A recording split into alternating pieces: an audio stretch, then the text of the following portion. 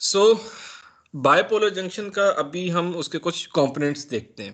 ठीक है, चाहे पीएनपीए या एनपीएन है, सबसे ज्यादा एनपीएन ही यूज होता है। ठीक है, एनपीएन आपके लिए वैसे ही काफी ज्यादा उसकी पोलैरिटीज कन्वेंशनल पोलैरिटीज होती हैं, और जाहिर है जो कन्वेंशनल होगा वो सबसे ज्यादा ही यूज होगा। ठीक है, अब इसमें जब आप पीएनपी बना रहे होते हैं ना, उसमें अगर आप इन्हीं की शेप देख लेना, एग्जैक्टली ये जो शेप है ये आपको डिफरेंट टाइप ऑफ डोपिंग बता देगी। डोपिंग से मुराद इनकी जो साइज है वो किसा एग्जिस्ट करता है नेचुरली। कलेक्टर सबसे ज्यादा आपके पास डोप्ड होता है, हेविली डोप्ड होता है, और फिर बेस होती है, बेस एक छोटी सी पट्टी होती है, कम डोप्ड होता है, एंड देन एमिटर और सेम एन टाइप आपके पास पड़ा होता है। ठीक है, जिसकी वजह से आपके पास तीन चीजें बनती हैं किसी भी बीजेटी में, उसे हम कहेंगे, अगर मैं बीजेटी ये बनाता हूं ना, उसका ये सिंबल होता है। हर बीजेटी में आपके पास इस तरह का होगा, बेस आपके पास इधर लगेगी, कलेक्टर आपके पास इधर लगेगा, एंड आपके पास जो एमिटर होगा वो ये होगा। ठीक है, ज्यादा बेहतर इसे आइडेंटिफाई करने के लिए this collector is connected to एक वोल्टेज सोर्स,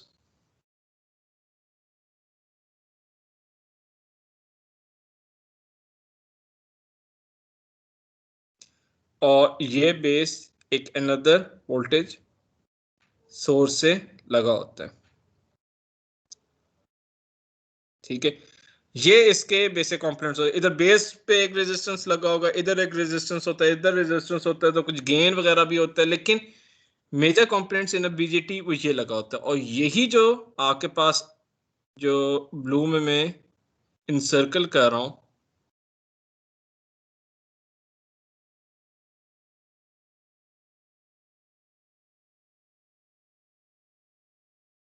ये चीज जो होती है ये एग्जिस्ट करती है। अगर इसको मैं स्ट्रक्चर वाइज बनाऊं, एन एन, ये दो एन और एक बीच में रेड,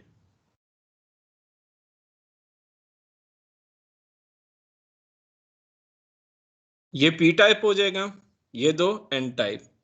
यानी अब आपके पास सिंपल पीएन जंक्शन ही है, आपके पास एनपीएन या पीएनपी जंक्शन होंगे। ठीक है, अब जो बीजेटीज पे आ जाते हैं, यहां पे आके आपके पास जो बाइसिंग है वो अब आपके बहुत हद तक कंट्रोल में आ जाती है।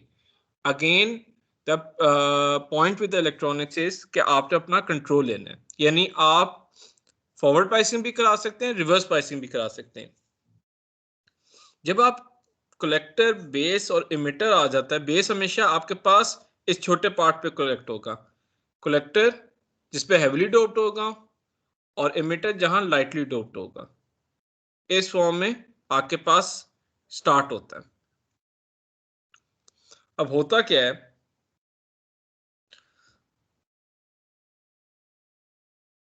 अगर हम इस पे जाए, ठीक है, सॉरी एक गलती होगी है, मेरे ख्याल में एमिटर ही हेवली डोप्ड होता है। जी, एमिटर हेवली डोप्ड होता है और कलेक्टर मॉडरेटली डोप्ड होता है। ठीक है, अब हम जाते हैं इसमें बाइसिंग किस तरह होती है। ठीक है, मैंने जो अभी एक सॉरी एक एग्जांपल दी थी, उसमें आपको मैंने बताया था जो टैप वाटर वाला और टैंकी से था वो था। नेचुरली जब इधर एक बैटरी लगी हुई है, इधर एक बैटरी लगी हुई है, इधर आपके पास तीन पोलैरिटीज आप कह लो, base collector, emitter and collector. ठीक है, इस लिहाज से आपके पास, अगर इसको मैं खत्म करूं, जब इधर से करंट आता है, जो ये वाला करंट होगा जो इस वोल्टेज सोर्स से निकलता है, ठीक है। तो इधर आ गया पॉजिटिव, इधर आ गया नेगेटिव। सो आपका जो फर्स्ट फ्लो होगा वो ये वाला होगा, बेस से सारा का सारा हेवली डोप्ड एमिटर पे जाता है। दिस, अगर इसकी प्रोसेस की मैं डायरेक्शन करूं, पॉजिटिव से गया और नेगेटिव जो कि ग्राउंड है उसमें चला गया। This flow is known as forward biasing. अगर मैं एफ पी करूं,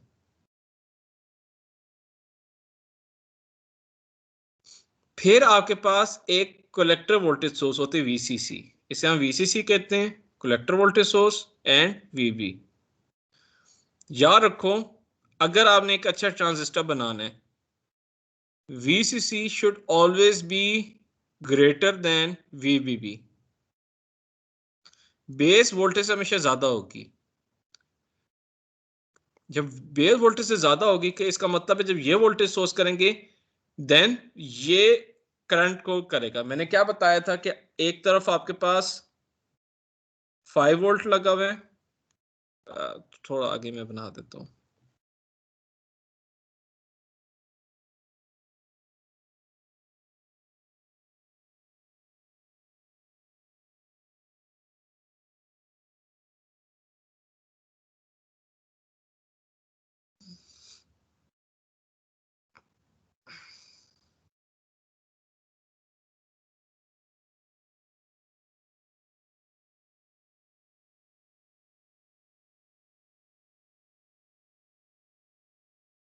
और एक तरफ आपका 10 वोल्ट है।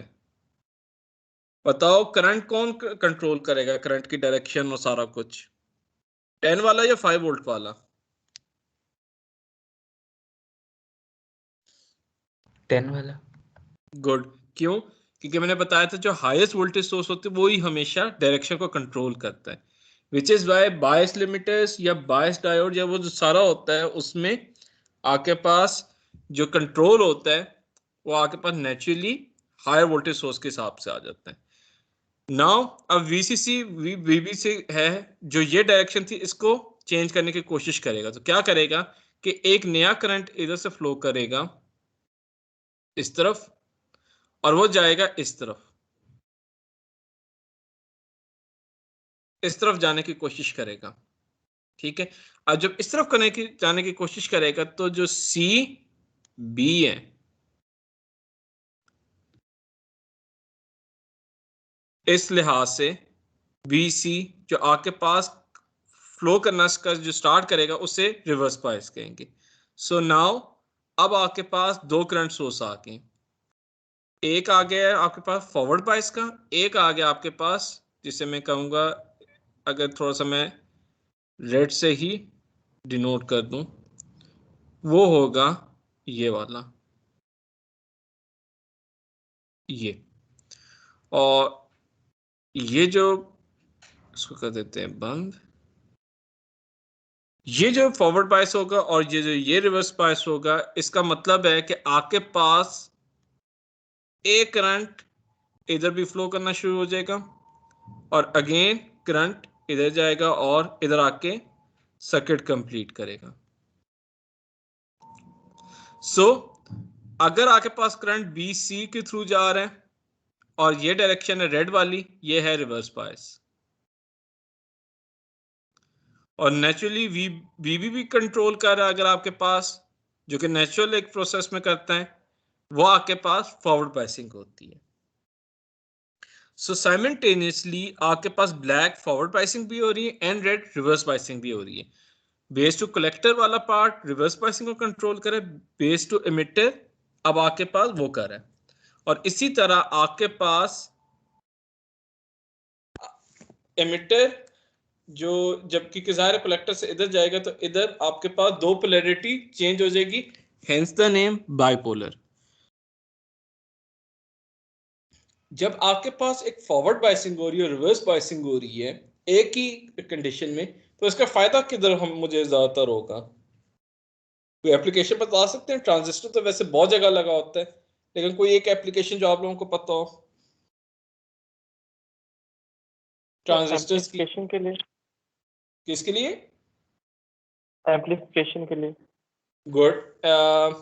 कोई एक अप्लायंसेस या कोई एक यूनिट जो आपको पता हो जिसमें ट्रांजिस्टर एम्पलीफाई करते हैं?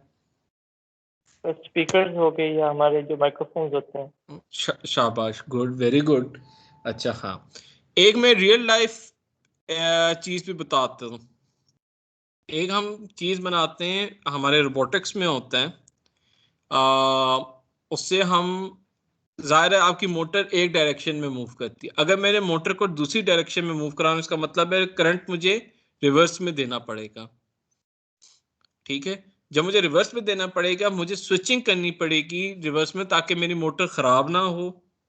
ठीक है, तो उसमें हम ट्रांजिस्टर्स लगाते हैं ताकि फ्रॉम फॉरवर्ड बायसिंग वो भी डायरेक्शन चले, और अगर रिवर्स में करंट आ रहा है तो वो रिवर्स में भी घूमना स्टार्ट हो जाए। विच मीन्स कि अगर मेरे पास, अगर इसको मैं थोड़ा सा पहले मिटा दूं,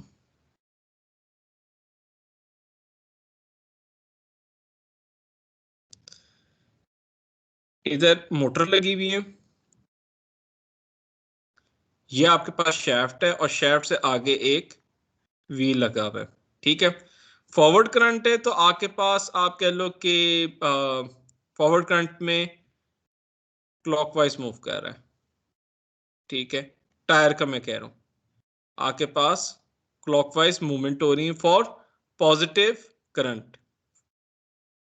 पॉजिटिव करंट से मुराद आपके पास, आप कह लो, फॉरवर्ड बाइसिंग हो रही है।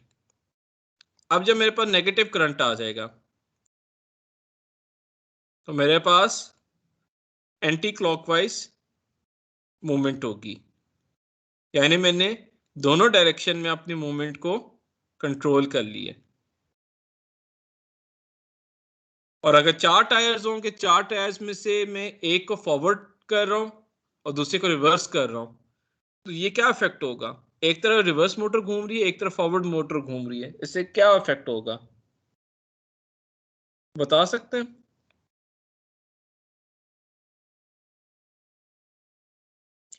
एक तरफ मोटर क्लॉकवाइज घूम रही है राइट साइड पे, एक तरफ लेफ्ट साइड पे मोटर उल्टी तरफ घूम रही है, क्या होगा? आप लोग मैकेनिकल इंजीनियर हो, आपको तो पता होना चाहिए। सर दो मोटर, इफेक्ट चार, कैंसिल कर देंगे और मोशन नहीं हाँ, होगी। टर्निंग टर्निंग दे रहे हैं हम। जब आपकी तरफ एक तरफ रिवर्स करी, एक तरफ फॉरवर्ड करी, तो क्या प्रोड्यूस हुआ? टॉर्क, और वो टर्निंग करना शुरू हो जाएगी। ठीक है, जब टर्न करेगी, जब हमने मोटर्स को या गाड़ियों को टर्न देना होता है तो उसमें हमें कभी कभार या तो मोटर को स्टॉप कर दें या फिर उससे रिवर्स में चलाएं ताकि आपके पास टर्निंग आनी शुरू हो जाए। एक प्रोसेस। फिर बीजेटीज के और मल्टीपल प्रोसेसेस होते हैं इन केस ऑफ एप्लीकेशन। फिर साइमल्टेनियसली आपने एक प्रोसेस को फॉरवर्ड में चलाना है, एक को रिवर्स में चलाना है, उनके दरमियान स्विचिंग करवानी है। तो स्विचेस में भी होते हैं जिसमें आपके पास 3 या 4 पोलैरिटीज की डिफरेंट स्विचेस हो। जब आपके पास ये चीज हो जाती है ना, आप रिवर्स बायस में कोई एक अप्लायंस लगा दें, आप फॉरवर्ड बायस में कोई एक अप्लायंस लगा दें, तो आपके इनके दरमियान स्विचिंग पॉसिबल हो जाती है। ये चीजें आपको ट्रांजिस्टर बहुत ज्यादा हेल्प करते हैं, अब आपके पास बहुत बेहतर कंट्रोल आ जाता है अप्लायंसेस पे। ठीक है, इसीलिए बीजीटीज बहुत ज्यादा यूज होती हैं in appliances where switching is mostly used from base to. अब आपके पास कोई हायर पोटेंशियल लोअर पोटेंशियल नहीं है, अब आपके पास स्विचिंग ही है। जस्ट लाइक वो जो मैंने आपको पानी वाली एग्जांपल करवाई थी, अब आपके पास हायर पोटेंशियल टैंकी जो थी वो लोअर पोटेंशियल भी बन जाता है इन अगर उसे मोटर के हिसाब से देखा जाए। जब मोटर जाहिर है पानी भेजेगा तो आपके पास एक मोटर की जो बैटरी सोर्स है वहां से लेकर टैंकी वहां तक जाएगा करंट, तो टैंकी उसके लिए हम ऑटोमेटिकली नेगेटिव हो जाएगी और इधर पॉजिटिव आ जाएगा। और इसी तरह ये पॉजिटिव जो टैप वाटर को दे रहा होगा वो पॉजिटिव नेगेटिव को दे रहा होगा। तो आप कह लो कि ये टैंकी है, ये बेस है, ये जो इसे दे रहा है ये कलेक्टर है, और ये इमिटर है।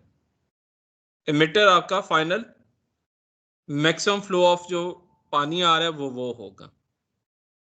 इसी लिहाज से जब इसके हम थोड़ी केमिस्ट्री पे जाते हैं, बहुत लंबी केमिस्ट्री है जो बाइसिंग में होती है। अच्छा, बाय द वे सिर्फ जो डिफरेंस होता है एनपीएन और पीएनपी में, वो सिंपल इस चीज का होता है। ये एनपीएन है,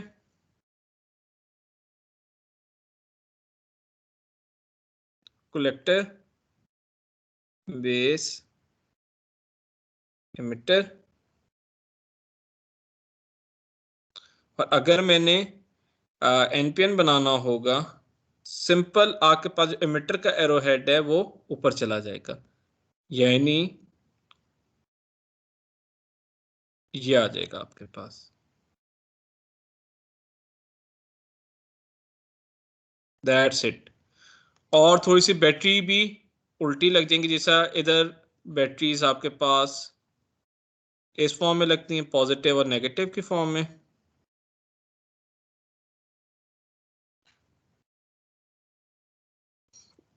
इधर बैटरी आपके पास उल्टी लगेंगी। बेस एमिटर इसी तरह लगेंगे। This is called NPN and this is P N N P. So I have negative and I have positive. Same emitter and base. Simple ये डायरेक्शन और ये चेंज हो जाती है, वैल्यूज में भी कोई चेंज नहीं आएंगी। ठीक है, अभी थोड़ी हम इसकी केमिस्ट्री देखते हैं कि केमिस्ट्री इसकी क्या होती है। अच्छा, जब भी हम ट्रांजिस्टर लगाते हैं ना, ट्रांजिस्टर बेशक उसको हम इस तरह डिनोट करें वो एरोस के लिहाज से, लेकिन लगा वो इसी तरह होता है। अब होता क्या है कि सबसे पहले आपके पास इधर कलेक्टर लगा होता है, इधर बेस लगा होता है। अब कलेक्टर हमेशा आपके पास ज्यादा फ्लो करता है क्योंकि कलेक्टर की वोल्टेज ही ज्यादा है। ठीक है, अब एक तो नेचुरल प्रोसेस में आपके पास जो current positive to negative from base to emitter चला जाएगा, एमिटर हैवीली डोट होते तो इधर से एक करंट तो चला जाएगा। ठीक है, लेकिन लेकिन इलेक्ट्रॉन फ्लोस में सबसे ज्यादा बाइसिंग ये वाला करेगा। तो क्या करेगा कि जो इलेक्ट्रॉन फ्लो करेंगे वो फ्रॉम दिस एमिटर से जाएंगे और इधर जाएंगे। अब इलेक्ट्रॉन का फ्लो हमेशा हमेशा फ्रॉम एमिटर टू कलेक्टर होता है, और इसी वजह से आपके पास बहुत छोटा अमाउंट ऑफ करंट इधर प्रोड्यूस हुआ होता है, मैक्सिमम फ्लो इधर और इस तरफ हो रहा होता है। यानी कलेक्टर जो बेस है ये आपके पास जो बेस एक आप समझ लो जंक्शन भी वो जो पोलैरिटी से दरमियान ऊपर नीचे शिफ्ट कर रहा होगा, विच मीन्स कि आपके पास जो स्विचिंग होगी base to collector junction and base to emitter junction, इनके डिप्लीशन रीजन वेरी करेगी। बी की डिप्लीशन रीजन बहुत कम है, बीसी की थोड़ी ज्यादा होगी। इसलिए याद रखो कि जो आप रेजिस्टेंस भी लगाओगे हमेशा कलेक्टर के साथ लगाते हैं और इसी तरह बेस के साथ। एमिटर के साथ याद रखो कभी भी आपने रेजिस्टेंस नहीं लगानी अनलेस कि आप एम्पलीफिकेशन पे जा रहे हैं। एमिटर के साथ कभी रेजिस्टेंस नहीं आती, इसलिए आप जो एमिटर करंट होते हैं उससे आप हमेशा ज्यादा रखते हैं। जो आपके पास एमिटर करंट होगा,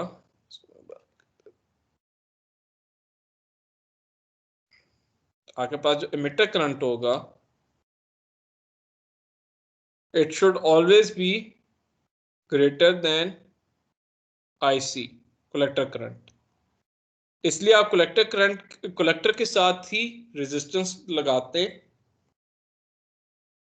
अच्छा, कोई मुझे एक छोटी सी रीजन बता सकता है कि कलेक्टर के साथ रेजिस्टेंस क्यों लगाते हैं, एमिटर के साथ क्यों नहीं लगाते? कोई एक रीजन बता सकते हो उसको?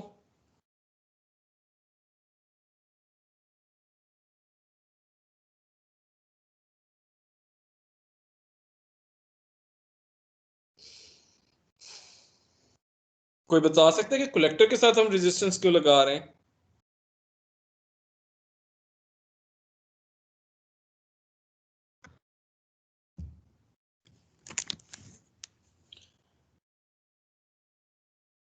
कोई रीजन बता दो यार।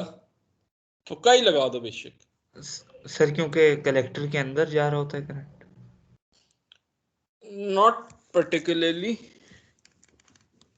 देखो दो चीजें हैं, एक तो हमने आर्टिफिशियली कलेक्टर करंट को एमिटर से कम करना होता है, क्योंकि अगर आपके पास IC is greater than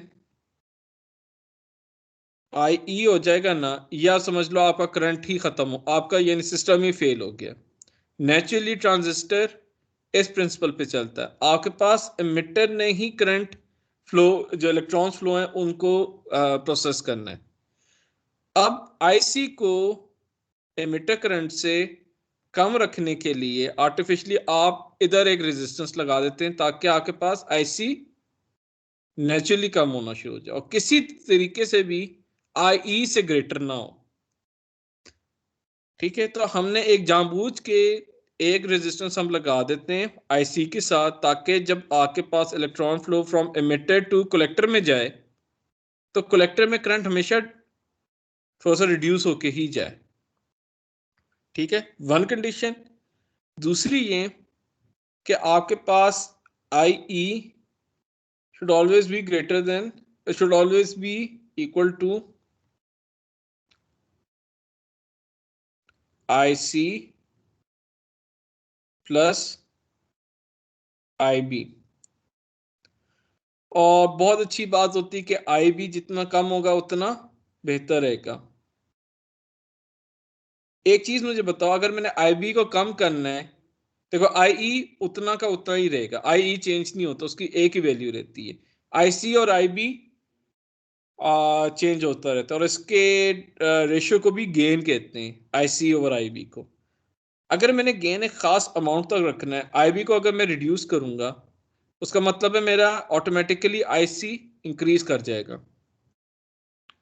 IC increase करेगा तो इधर दो कंडीशन आती हैं, एक तरफ मेरे पास बेस रेजिस्टेंस है जो कि इधर अटैच है, और एक तरफ मेरे पास कलेक्टर रेजिस्टेंस है RC एंड RB। मैं चाहता हूं कम से कम करंट फ्लो करे इस तरफ,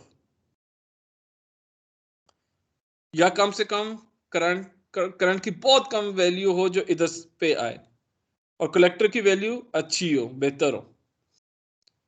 मैं किस रेजिस्टेंस को ज्यादा रखूंगा और किस रेजिस्टेंस को कम करूंगा? RC ज्यादा बड़ी, यानी अगर RB is greater than RC, या RC ग्रेटर देन RB। अगर मैं चाहता हूं मेरे पास नेचुरल फ्लो यूं हो कि IB से IC हो, और इसी तरह एक करंट इधर से भी निकले जो फ्लो करता रहे, ये इधर से IC। RB बड़ी होगी सर, क्यों? क्योंकि IB को हमने छोटा रखना है। गुड, शाबाश। करंट की क्या कंडीशन होती है कि वो लीस्ट रेजिस्टेंस पास से गुजरता है, जब उसे इस पॉइंट पे, इस जंक्शन पे आएगा, ये वाला जंक्शन है, ये वाला, तो वो ऑटोमेटिकली जो लीस्ट रेजिस्टेंस पाथ होगा उस पर जाना शुरू कर देगा, इधर से बहुत कम करंट जाएगा। क्यों? क्योंकि इधर रेजिस्टेंस ज्यादा है, इधर रेजिस्टेंस कम है, तो वो ये वाला पाथ फ्लो करना शुरू कर देगा। सो नेचुरली हमने क्या किया है कि हमने IC को, बेशक IC से कलेक्टर से गुजारना है, बेस से बहुत कम करना है, तो बेस की रेजिस्टेंस हम हमेशा ज्यादा रखते हैं। और ये अगर आपके पास 100 ओहम है, base should be around 10 kilo ohms. इसलिए वो जो IB होती है वो माइक्रो एम्पेयर में होती है, ये मिली एम्पेयर्स में होती है करंट। जिसकी वजह से आपके पास क्या होता है कि ये वही है कि लाइटली डोप से आपके पास एक कम परसेंटेज आता है और आपके पास जो फ्री इलेक्ट्रॉन्स होते हैं वो हमेशा जो फ्लो करेंगे फ्रॉम एमिटर टू कलेक्टर जाएंगे, और ये दो जंक्शन बन जाते हैं, B C junction and B E junction. ठीक है, ऑपरेशन में फिर आपके पास यही होता है कि आपके पास एक प्रोसेस रिवर्स में जा रहा होगा बीसी, और जो मैक्सिमम फ्लो कर रहा होगा जो नेचुरल होता है वो बी ई जंक्शन के थ्रू जा रहा होगा। So one current is going through this way, ये वाला, और एक आपके पास ये करंट फ्लो कर रहा होता है। इस लिहाज से आपके पास दो करंट आते हैं एनपीएन में, आईबी जो नेचुरली फ्लो करता है, IB, IC and IE, which is जो डायरेक्शन आपके पास आएंगी, अगर मैं इसको इस फॉर्म में बनाऊं, जो फाइनली करंट की आएगी, जाहिर है इलेक्ट्रॉन फ्लो अगर इस तरफ हो रहा है, हम हमेशा करंट की कौन सी डायरेक्शन लेते हैं, पॉजिटिव चार्जेस की या नेगेटिव चार्जेस की? करंट की डायरेक्शन कौन सी लेते हैं, पॉजिटिव चार्जेस की या नेगेटिव चार्जेस की, इलेक्ट्रॉन्स की या प्रोटॉन्स की? हाँ, कन्वेंशनल करंट में तो प्रोटॉन्स की लेते हैं। हाँ, तो वही कन्वेंशनल करंट पे जा रहे हैं, तो आई बी इस तरफ आएगा, और पॉजिटिव करंट हमेशा जो इलेक्ट्रॉन फ्लो होता है उसके ऑपोजिट होती है। अगर मेरा इलेक्ट्रॉन करंट इस तरह आ रहा है, ये इस सॉरी ये डिलीट यार, अगर इसको मैं इलेक्ट्रॉन फ्लो को ही मैं यूं कह दूं कि इलेक्ट्रॉन मेरा इस तरह चल रहा है, तो नेचुरली मेरे पास जो आईसी आ जाएगा वो इस तरह आएगा, और एमिटर मेरे पास इस तरह आ जाएगा,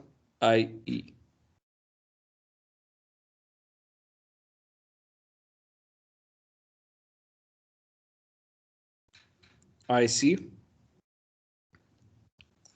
इस लिहाज से मेरे पास जो आई बी होगा वो हमेशा जो फॉरवर्ड बायस केस होगा उसमें positive to negative B E ऐसा फ्लो करेगा, और जब आई सी होगा उसमें भी मेरे पास, अब क्योंकि ये पॉजिटिव है, इधर मुझे एक पॉजिटिव लगाना पड़ेगा जो पॉजिटिव से नेगेटिव जाएगा बेस की तरफ। ठीक है, सो इधर मेरे पास जो दो तीन वोल्टेजेस बननी स्टार्ट हो जाएंगी। एक सबसे पहले जो नेचुरल कंडीशन में वी बी ई होता है,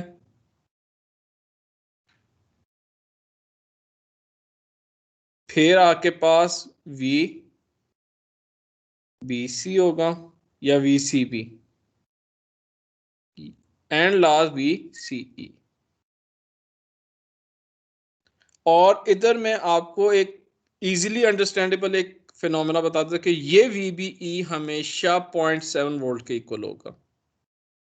क्यों? क्योंकि फॉरवर्ड बाइसिंग हो रही है वी बी ई, और फॉरवर्ड बाइसिंग में सिर्फ उसे 0.7 चाहिए होगा कि इसको बेस को एमिटर पे ले जाने के लिए, तो ये वी बी ई हमेशा जो सिलिकॉन की नेचुरल फॉरवर्ड बाइसिंग की कंडीशन होती है उसके इक्वल होता है।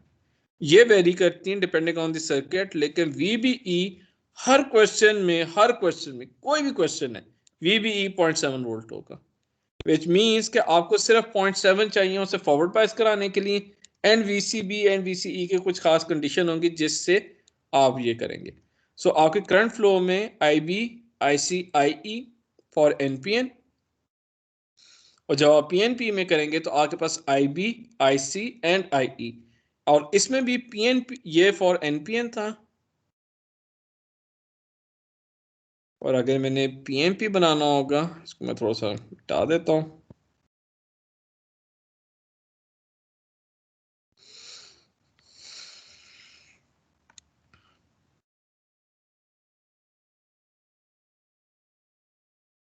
और अगर मैंने एनपीएन बनाना है, सिंपल इस तरफ एमिटर होगा, बेस, कलेक्टर एंड एमिटर, और आपके पास जो पोलैरिटीज आ जाएंगी वो आपके पास again positive, negative and positive, sorry negative, ये आ जाएंगी फॉर पीएनपी। जब ये आ जाएगा तो आपके पास बाकी जो भी कंडीशन आएंगी वीबीई आपके पास जो होगा, जो फर्स्ट आपके पास प्रोसेस होगा वो हो जाएगा नेचुरली 0.7 वोल्ट।